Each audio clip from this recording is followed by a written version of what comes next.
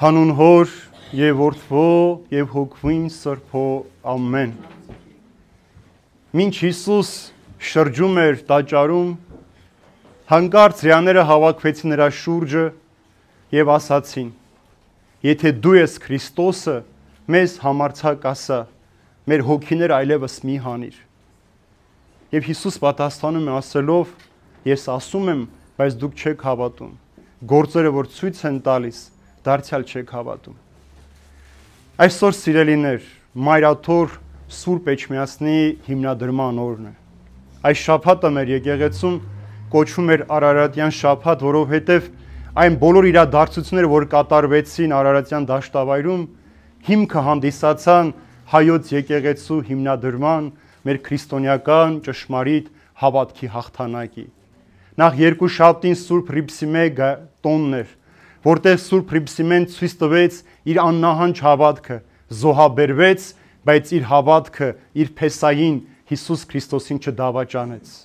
Երեքշաբթին Սուրբ Գայանյան սկույսերի տոնն էր, Սուրբ Գայանեն իմանալով, որ իրեն մահ էր սպասում, քաջալերեց Հռիփսիմեն ասելով. կմահանաս, բայց երբեք չդավաճանես Քրիստոսին։ Հինգշաբթին Հովհաննես Մկրտչի եւ Աթանագինը եպիսկոպոսի տոնն էր։ Հովհաննես Մկրտիչը ոչ միայն նախանձախնդիր էր Քրիստոսի ճանապարհը բացողն էր, այլև ընտանիքի պաշտպանն էր, ընտանեկան սրբությունների համար պայքարողն էր։ Աթանագինը եպիսկոպոս իր 10 աշակերտների հետ նահատակվեց Քրիստոսին չդավաճանելով։ 3 Գրիգոր Լուսավորչի խորվիրապից ելնելու հիշատակներ, որ 13 տարիներ խորվիրապի մեջ տարապեց, տքնեց, աղոթեց հայոց աշխարհի դարձի համար եւ այսօր Մայրաթոր Սուրբ Էջմիածնի կառուցման հիմնադրման օրն է, որտեղ Հիսուս երկնքից իջնելով ոսկերով հարվածեց երկնքի խորքերին, ասում այնտեղից հալածեց դևերի գնդերը եւ գեղեցիկ հոյակերտ Էջմիածնի տաճարը կառուցեց 3 պատճառ, ասում է, որպիսի դառնա շտեմարան իր Սուրբ Հոգու շնորհները, որ հեղվի ժողովրդի վրա, որպես դաստիրակ, ծնող եւ կատարելագործողը Հայաստան աշխարհի բոլոր եկեղեցիների։ Ցույց տալու համար, որ եկեղեցին, քարեղեն շինություն եւ մարդը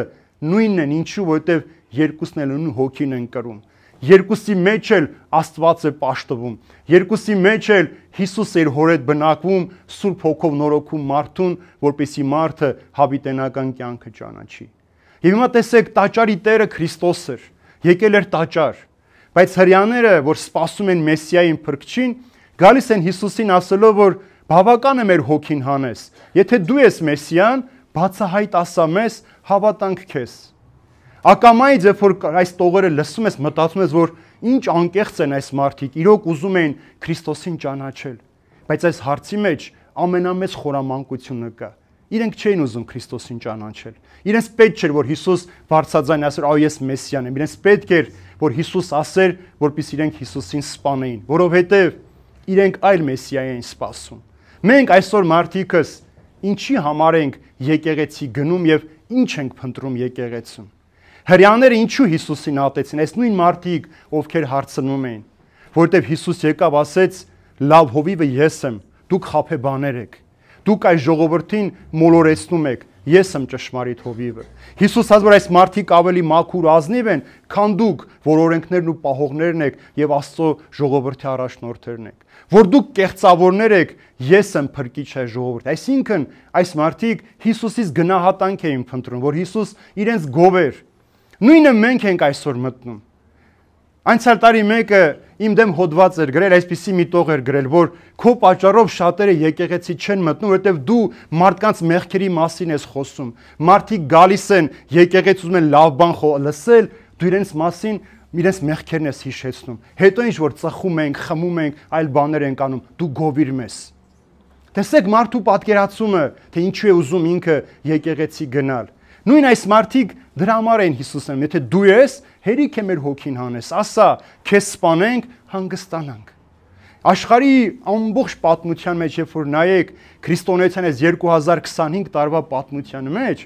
եկեղեցին անդադար այս հալածանքին է ենթարկվել, որովհետև մարդիկ ուզել են Քրիստոսին սպանել, իրենք դառնալ Քրիստոս։ Երբ որ կարդում ես երկրորդ համաշխարհային պատմությունից պատերազմից առաջ Եթե Ադոլֆ Հիտլերը ինչ էր անում, կհասկանաք։ Ինքը քանդեց եկեղեցիները, քանդեց այն տպարանները, որտեղ Աստվածաշունչ էր հրատարակվում, աքսորեց այն հոգևորականներին, ովքեր Քրիստոս էին քարոզում։ Ինչու՞։ Ասում որտեղ ինքը չէր կարող հանդուրժել, որ իրենից ավելի բարձր օրենք կա, դա Աստծո օրենքն է։ Որտեղ ինքն իրեն Մեսիա էր կարծում, ինքը կարծում էր, որ ինքը կարող է ամբողջ աշխարհը կարգավորել։ Սա է մարդու ամբողջ մտածումը, սիրելիներ, թե դու ինչու ես փնտրում։ Եվ Հիսուս պատասխանը տալիս է, որովհետև դուք իմ ոչխարները չեք։ Դուք ինձ չեք փնտրում իմ հետևից գալուց, ինձ ճանաչողները իմ ձայնը լսում են ու գալիս են։ Հիմա եկեղեցու տոնն է խորքում սա։ Եկեղեցի, որ Հիսուս ասում է, եթե մի վայրում 2 կամ 3 հոգի իմ անունով հավաքվեք, ես այնտեղ եմ։ Եկեղեցին սա է, որտեղ հավաքված են ժողովուրդը Աստծո խոսքը լսելու, աղոթելու, փառաբանելու համար։ Եթե մեկը այլ նպատակով է գնում եկեղեցի, այս ժամանակավորը փնտրելու համար, ինքը արդեն ձախողած է իր կյանքի մեջ։ Այն մարդիկ, ովքեր Հիսուսին հարցրեցին, նրանց ամեն ինչը ժամանակավորի մեջ էր՝ հարստություն, փառք, իշխանություն, ժողովրդին տնօրինելու այդ անհագ փափագը, այլ բան չէր։ Մեր մեջ էլ շատ հաճախ այդպես է։ Այսօր ինչ անում մարդը, երբ է եկեղեցի գնում Տիրոջը փնտրելու, երբ որ ցավ ունի, հիվանդություն ունի, կորուստ ունի, անհանգստություն ունի, գործերի ձախորդություն ունի, սրա համար է փնտրում Հիսուսին։ Եվ օրինակը շատ հստակ է մեր կյանքի մեջ։ Երբ որ այն երիտասարդը մոտեցավ Հիսուսին ասելու, որ եղբորս ասա, որ իր ունեցվածքը, հորս ունեցվածքը ինձ հետ հավասար կիսի, Հիսուս ասում է, եղբայր, ինձով դատավոր կարգեց այդ հարցերը։ Այսինքն, ես չեմ եկել ձեր կենցաղային հարցերը լուծելու համար, ես եկել եմ ձեր հոգիների փրկության համար։ Դրա համար ասում է, ես իմ հավատացողներին հավիտենական կյանք պիտի տամ։ Այսինքն, ինչքան որ նեղություն, դժվարություն, հալածան կրեն, իրենց վարձը հավիտենական կյանքն, իրենք չեն կորչելու։ Բայց նրանք, ովքեր այլ բան են փնտրում, իրենց համար պիտի տանջանք լինի։ Դրա համար ասում եմ, մեր հոգիները հանեցիր։ Այսինքն ճշմարտություն, երբ որ ներկա է մեր մեջ, մենք տանջվում ենք, չէ՞։ Մենք խուսափում ենք այն մարդկանցից, ովքեր մեր մասին ճշմարտությունը գիտեն։ Մենք ատում ենք այն մարդկանց, ովքեր մեզանից ավելի մաքուր ու ազնիվ են։ Մենք մերժում ենք այն մարդկանց, որոնց մեղքերը չենք տեսել, բայց իրենց մեղքեր ենք վերագրում, որպեսզի այդ մարդկանց պախարակենք մենք ավելի լավը երևալու համար։ Մենք այդպես ենք։ Մեր ամենափոքրը չնչինը մենք մեծ ենք ներկայացնում։ Մեր մի փոքրիկ բարությունը մենք բարեգործություն ենք դարձնում, բայց ուրիշ արած հազարավորը ցուցամոլություն ու երեսպաշտություն ենք ներկայացնում։ Մեր մեղավոր կյանքը գեղեցիկ առաքինություն ենք ներկայացնում, ուրիշ առաքինի կյանքը մենք մեղք ենք ներկայացնում, սխալ ենք ներկայացնում։ Եվ ամբողջ մեր կյանքի պատմությունն է այդպես, սիրելիներ։ Երբ որ օրը մեզ տրված է, այս ամեն օրը, որ մեզ տրված է այս կյանքի մեջ, մեկ նպատակ ունի՝ ապրելու եւ գոհանալու համար, այլ բանի համար չէ։ Նշանավոր մեծերից մեկը ասում է, ինչու համար ես դժգոհում քո կյանքից, ասում է, մի պահ անդրադարձիր, ասում է, դու քո աշխատանքից դժգոհում ես, որ ծանր ու դժվար աշխատանք է, ասում է, բայց քո այդ աշխատանքը շատ գործազուրկների երազանքն է, որ իրենք այդ աշխատանքն ունենան, դրան վաստակեն։ Այն ուտելիքը, որ դու մերժում ես, շատ շատերի երազանքն է, որ ուտեն։ Այսօր այս պահին, որ մենք տանը քնում ենք, հանգիստ ենք, պատերազմ չկա, սով չկա, շատերի համար երազանք է այսօր, այնտեղ այն երկրները, որտեղ այս պահին ռմբակոծվում են, դա շատերի երազանքն է, որ խաղաղություն ունենան, սիրելիներ։ Այն մեր ընտանիքից, մեր զավակի չարաճություն, որ մենք նեղվում ենք, շատ-շատերը զավակ են երազում ունենալ, երեխա չունեն, այդ երեխայի չարաճությունն են ուզում տեսնել։ Եվ մենք դժգոհում ենք ամեն օր մեր կյանքից եւ ասում ենք Հիսուս, ինչու ես մեր հոգին հանում, ասա դու ես փրկիչը թե չէ։ Էլ ինչպես ասի Հիսուս։ Ինքը պատասխանում է, ես ասում եմ, դուք չեք հավատում։ Հիսուս ասում է ճշմարտությունը։ Մենք լսում ենք, բայց մենք գործնական անհավատներ ենք։ Գործնականում ենք, այլ բան ենք ապրում այս աշխարհի մեջ, որովհետեւ մեր ամբողջ նպատակը ոչ թե Քրիստոսին գոհացնելն է, Քրիստոսով ապրելն է, այլ ի ցույց մարդկանց ապրել, որ մարդիկ տեսնենք մեր մասին ինչ են խոսում։ Մենք ինչ որ անում ենք, սպասում ենք անպայման արձագանքի, սպասում ենք, որ մարդիկ մեզ շնորհակալություն պիտի հայտնեն, որ մարդիկ մեզ դրա համար պիտի գովեն։ Հանկարծ, եթե չեն գովում, շնորհակալություն չեն հայտնում, մենք սկսում ենք դժգոհել, որ այս ինչ արեցի, այն ինչ արեցի, սա արեցի, նա արեցի, բայց ոչ մեկ չգնահատեց։ Բայց մեր պարտականությունն է այդպեսին լինելը, Ոչ թե դա առավելություն է, այլ պարտականություն։ Աստված մեզ չի ստեղծել, որ մեկս մյուսի հետ համեմատվենք, տեսնենք ով է ավելի լավը։ Աստված մեզ ստեղծել է, կանչել է, որպեսզի մենք սուրբ լինենք, ոչ թե իրարից տարբերվենք, ոչ թե իրարից մեր առավելությունները ցույց տանք, այլ հակառակը սուրբ կյանքով ապրելու համար։ Եվ սա էր այդ մարդկանց փնտրտուքը, եւ եկեղեցին այդ անսպառելի շնորհների մատակարարն է, մեր ծնողն է, մեր դաստիարակն է, որ մենք կարողանանք այս եկեղեցին նաեւ անարատ ու մաքուր պահենք մեր կյանքով։ Մեզանից է կախված Քրիստոսի եկեղեցին ինչպես կներկայանա աշխարհի մեջ։ Հուլիանոս ուրացողը, որ պատմության մեջ այդ ուրացող անունը վրաց իր վրա, ինքը հալածում էր քրիստոնյաներին։ Ամեն ինչ անում էր ոչնչացնելու, եւ երբ որ ինքը գնաց ճակատամարտի, ամբողջը զրահապատ էր,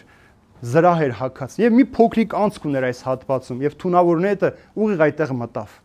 Եվ վերջին պահին ասաց. Հիսուս, դու հաղթեցիր։ Հիսուս հաղթեց նրան, ինչու, որովհետև Հիսուս իրեն պատերազմի կամ սպանելու, հալածելու չէր կոչել։ Ինքը կայսր էր, ինքը պիտի ապահովեր իր ժողովրդի խաղաղությունն ու բարեկեցությունը, բայց ինքը պատերազմում էր Քրիստոսի հետ։ Պողոս առաքյալը, երբ որ ինքը դեռ փարիսեցի էր, հրյա իշխանավոր էր, ինքը հալածում էր քրիստոնյաներին։ Երբ որ Դամասկոսի ճանապարհին Հիսուս հանդիպեց, ասաց. Պողոս, ինչու ես ինձ հալածում, ասաց. Տեր, դու ով ես, ասաց. Ես Հիսուսն եմ։ Այսինքն մարդկանց հալածանքը Հիսուս իրեն էր վերագրում։ Եվ այն ինչ որ մենք անում ենք մարդկանց, լավ կամ վատ, մենք առաջինը Քրիստոսին ենք անում այդ ամենը։ Քրիստոսի հանդեպ ենք այդ ամենը գործում։ Դրա համար է ասում եմ, չեք հավատում։ Իմ գործերը ցույց են տալիս, բայց դու դարձյալ չեք հավատում, որովհետև դուք իմ փառախիչ չեք, իմ գառնուկները չեք, դուք այլ բան եք փնտրում այս աշխարհի մեջ։ Հիմա հարցը Հիսուսի մեզ ուղված, մենք այսօրվա 21-րդ դարի քրիստոնյաներս ինչ ենք փնտրում Քրիստոսից։ Ինչ ենք ուզում, որ Քրիստոս մեզ համար անի։ Եթե մենք ուզենայինք, որ Քրիստոս մեզ հետ ապրել, մեր տան ամենօրյա բնակիչը լիներ, մեր ամենաանբաժան ու անդավաճան ընկերը լիներ, մեր կյանքը լրիվ այլ կլիներ, սիրելիներ։ Այսօր բոլոր պատերազմները նայեք, քրիստոնյաները անում են եւ Աստծո անունով։ Եվ դրա համար ասում է կգա ժամանակ, որ ձեզ կսպանեն եւ կմտածեն, որ իրենք Աստծուն լավություն են անում։ Սա է մարդու մտածումը։ Սպանելով կարծում է թե Աստծուն ինքը լավություն անում։ Ինչու են անդադար բողոքողները, տրտնջացողները մեղավոր մարդ համար, որտեղ տրտնջացող մարդը միշտ դատում է ուրիշներին, քննում է ուրիշների կյանքը, իր մասին ոչինչ չի խոսում։ Եվ այսպեսով ինքը ատելություն է սերմանում դիմացի մարդու համար։ Եվ սա վտանգավոր է մեր կյանքի մեջ, սիրելիներ, եւ մենք քրիստոնյաներս այսօր այս կեղտի մեջ ենք ապրում։ Այս հոգևոր ճահիճի մեջ ենք ապրում, որտեղ նստած ենք ուրիշներին քննադատելու, փնովելու, բայց մեր ոչինչ չանելով, մեր ներսը չնորոգելով, մեր խավարը միշտ լույս ներկայացնելով, մեր չար մտածումները միշտ գեղեցիկ ու փաթեթավորված լավ նվեր ընծայելու մարդկանց։ Սա է մեր ամբողջ կոչումը, բայց երբ որ մեկը Քրիստոսին փնտրի, իրականում գտնի, ինքը կհասկանա, որ այս աշխարհը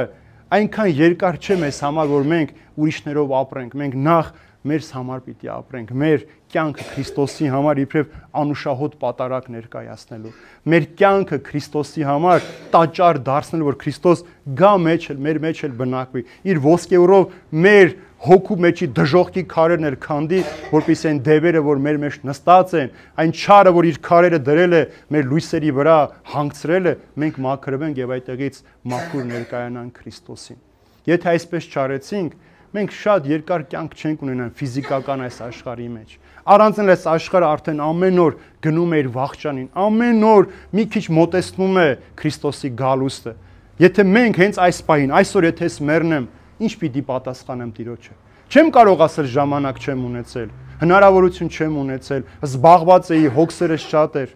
Պիտի ասի օրդ ինչպես ապրեցիր, այս օրդ, այս մեկ օրը, որ այսօր, այս հունիս 22-ը առավոտից երեկո ինչպես ապրեցիր, սիրո, հավատքի, հույսի կյանքդ ինչպես ապրեցիր այս աշխարհի մեջ։ Սիրեցիր, աղոթեցիր, օգնեցիր, խնդրեցիր, սա է հարցնելու մեզանից Հիսուս։ Մեր չարած գործերի համար ենք մենք պատասխան տալու, մեր չարած բարիքի համար ենք պատասխան, ոչ թե ինչ որ արել ենք։ Այսօր մարդիկ երկու բան անում են, մեկ շաբաթ ցույց են տալիս հեռուստացույցով, որ այս գործ արեցինք, բայց չեն ասում, որ իրենք հանձն են արել 100-ը անելու։ Այդ 100-ը չեն արել, 98-ը չեն արել, երկուսն են ամբողջ օրը գովազդում։ Սա է մարդու կյանքը, սիրելիներ։ Եվ սա առավելություն չէ, նորից եմ ասում։ Մենք իրար հետ չափվելու կոչված չենք։